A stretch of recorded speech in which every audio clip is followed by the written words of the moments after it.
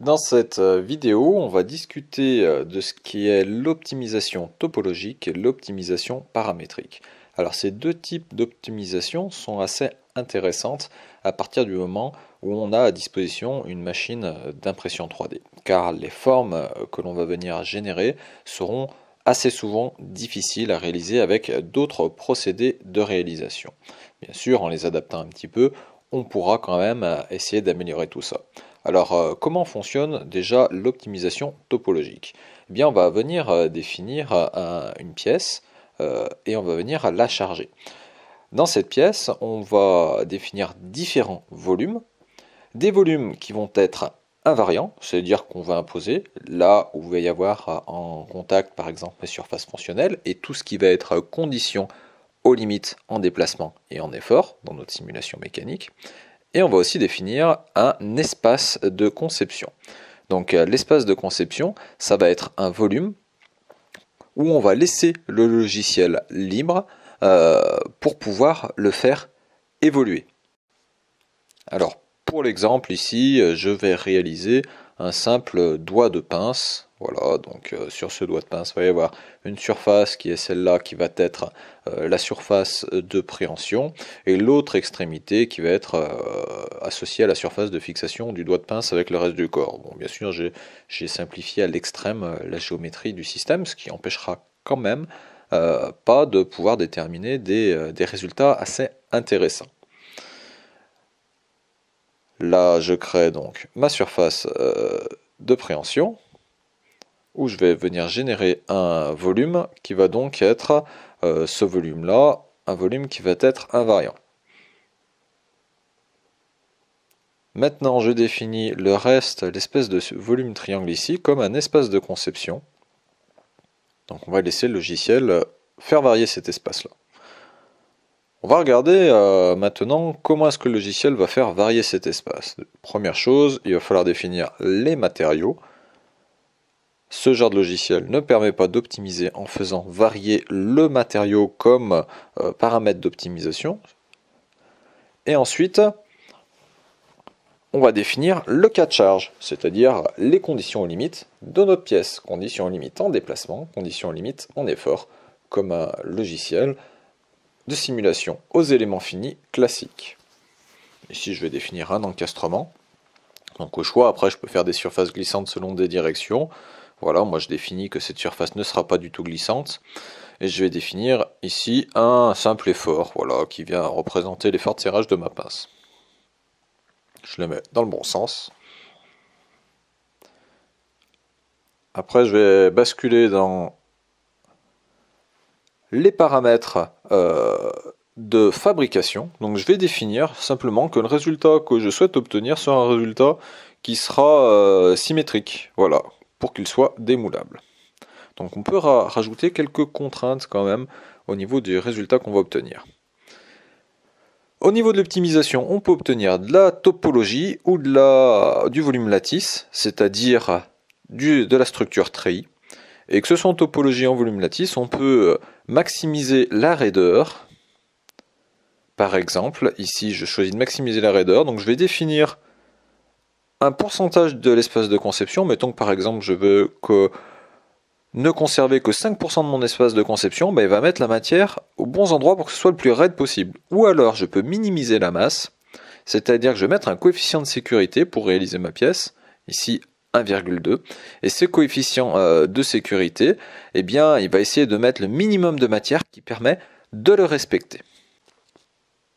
Moi, j'ai lancé le logiciel pour qu'il me réalise une pièce avec un coefficient de sécurité d'1,2 avec mes matériaux, et voilà le résultat qu'il me donne. Alors attention, ici, ce n'est qu'une proposition.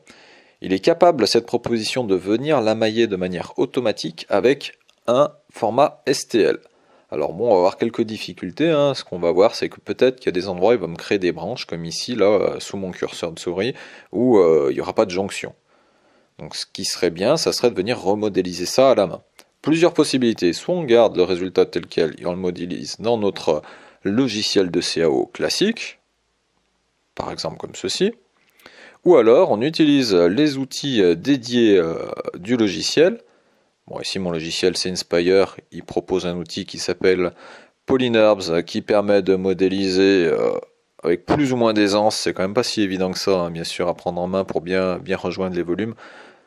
Notre volume optimisé.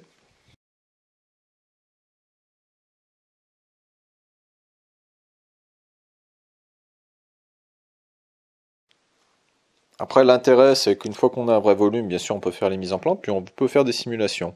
Alors ici, j'ai fait une simulation de flambage, et ce qui est assez intéressant dans cette simulation finalement de flambage, c'est qu'on se rend compte que la pièce optimisée topologiquement ne va pas résister au flambage. Autant mécaniquement, il n'y a pas de souci, je vais bien résister avec mon coefficient de sécurité, hein, si je le passe dans un autre logiciel, ça marche. Par contre, si je le passe en vérification de flambage, ben, je me rends compte que ça ne va pas fonctionner. Et c'est là où il va falloir faire quand même beaucoup attention avec les résultats issus directement de ces logiciels de topologie, c'est qu'ils ne tiennent pas en compte le flambage des pièces.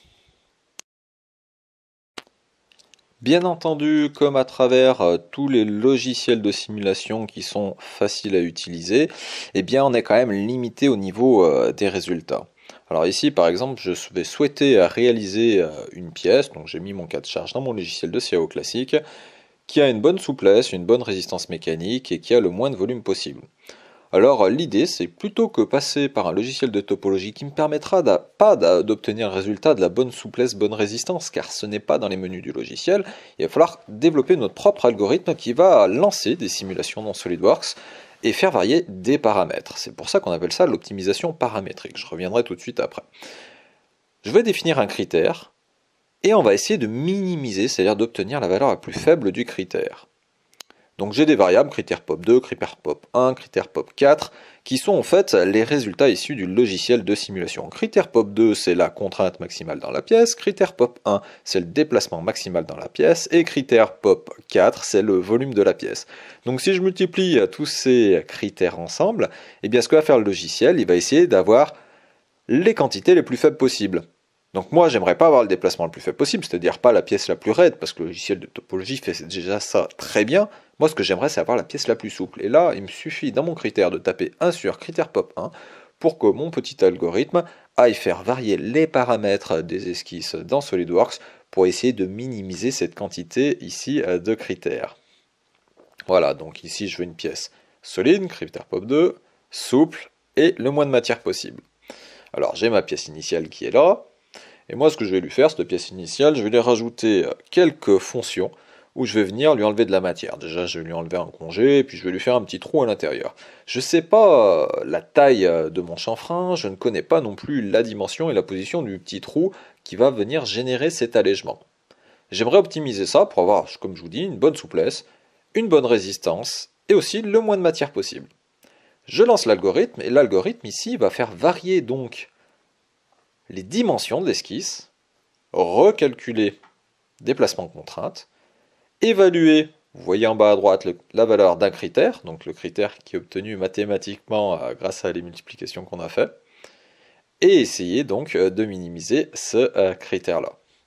Bon, c'est une autre approche, c'est pas de l'optimisation topologique ici, c'est de l'optimisation paramétrique. Les deux sont entièrement complémentaires. Voilà, j'espère que cette vidéo vous aura permis de vous éclaircir un petit peu sur les principes de ces deux types d'optimisation, topologique et paramétrique.